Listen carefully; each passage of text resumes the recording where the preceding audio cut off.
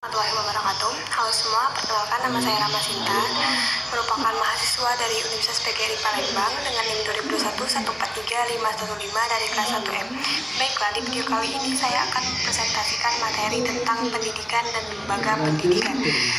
Tugas ini dibuat untuk memenuhi tugas mata kuliah pengantar pendidikan dengan dosen pengampu Dr. Haji Hendra Wijaya SAG MPD. Adapun subtema kita pada video kali ini yaitu 1. Pengertian lingkungan dan lembaga pendidikan, 2. Bentuk-bentuk lingkungan pendidikan, yang ketiga bentuk-bentuk lembaga pendidikan. Sebelum masuk ke dalam subtemanya, ada baiknya kita mengetahui apa yang dimaksud dengan lingkungan, pendidikan, dan lembaga pendidikan. Pendidikan adalah proses pengubah sikap atau tata laku seseorang dalam kelompok orang dalam usaha mendewasakan manusia melalui upaya pembelajaran dan pelatihan. Lingkungan dapat diartikan sebagai segala sesuatu yang berada di luar diri anak. Lingkungan dapat berupa hal-hal nyata seperti tumbuhan, orang, keadaan, politik, sosial, ekonomi, binatang, kebudayaan, kepercayaan, dan lain sebagainya. Dalam upaya lain dilakukan oleh manusia termasuk di dalamnya pendidikan. Lembaga adalah bagan atau organisasi yang bertujuan melakukan suatu penyelidikan keilmuan dan melakukan suatu usaha. Masuk dalam subtemanya yaitu 1. Pengertian lingkungan dan lembaga pendidikan. Lingkungan pendidikan dapat diartikan sebagai faktor-faktor yang mempengaruhi terhadap praktek pendidikan, baik positif maupun negatif. Lingkungan pendidikan sebagai tempat berlangsungnya proses pendidikan merupakan bagian dari lingkungan sosial. Lingkungan pendidikan sangat dibutuhkan dalam proses pendidikan, sebab lingkungan pendidikan tersebut berfungsi menunjang proses pendidikan mengajar lingkungan pendidikan termasuk fungsi yang menunjang proses belajar mengajar secara nyaman, tertib, dan dapat berkelanjutan. Lembaga pendidikan adalah suatu badan yang berusaha memperoleh dan menyelenggarakan kegiatan-kegiatan sosial seperti kegiatan sosial, kebudayaan, keagamaan, penelitian, keterampilan, dan keahlian, yaitu dalam pendidikan intelektual, spiritual, serta keahlian atau keterampilan. Sebagai tempat atau wadah di mana orang-orang berkumpul bekerjasama secara rasional dan sistematis, terencana, terorganisasi, terpimpin, dan terkendali dalam memanfaatkan sumber daya, prasarana, dan data dan lain sebagainya yang digunakan secara efisien dan efektif untuk mencapai tujuan pendidikan. Yang kedua yaitu bentuk-bentuk lingkungan pendidikan. Lingkungan pendidikan dibagi menjadi 3, yaitu lingkungan formal, lingkungan informal, dan lingkungan non-formal.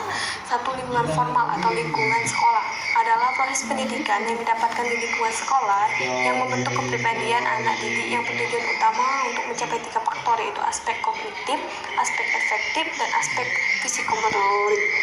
2. Lingkungan informal atau lingkungan keluarga. Keluarga merupakan bagian dari lingkungan pendidikan informal. Keluarga tersebut sebagai suatu pendidikan di luar sekolah. Oleh karena itu, keluarga mesti menciptakan suasana yang edukatif sehingga anak didiknya tumbuh dan berkembang menjadi manusia sebagaimana tujuan dalam pendidikan. Yang ketiga yaitu lingkungan non-formal atau lingkungan masyarakat. Pendidikan yang bertujuan sebagai penambah atau pelengkap pendidikan formal dan pendidikan informal dalam rangka mendukung pendidikan sepanjang hayat. Masyarakat memiliki peranan yang besar dalam penyelenggaraan pendidikan nasional. Peranan tersebut berupa menciptakan suasana yang dapat menunjang pelaksanaan pendidikan nasional, ikut serta menyelenggarakan pendidikan non-pemerintah atau swasta, dan lain sebagainya. Yang ketiga yaitu bentuk-bentuk lembaga pendidikan. Terbagi menjadi 3, yaitu lembaga pendidikan keluarga, lembaga pendidikan sekolah, dan lembaga pendidikan masyarakat. Lembaga pendidikan keluarga. Lingkungan keluarga merupakan lingkungan pertama dan utama karena dalam keluarga inilah anak mendapatkan bimbingan dan paling banyak memperoleh pendidikan. Yang kedua, lembaga pendidikan sekolah. Yang dimaksud dengan pendidikan sekolah adalah pendidikan yang diperoleh secara teratur dan sistematis, bertingkat, dan mengikuti syarat yang jelas. 3. Lembaga pendidikan masyarakat. Masyarakat diartikan sebagai suatu bentuk tata kehidupan sosial dan tata kehidupan nilai serta tata budaya sendiri.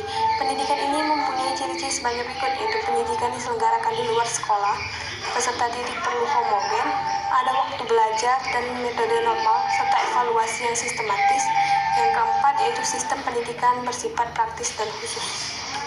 Kesimpulan, dalam sistem pendidikan nasional dikelola atas tanggung jawab keluarga, sekolah, dan masyarakat, di mana masing-masing mempunyai tanggung jawab yang terpadu dalam rangka mencapai tujuan nasional.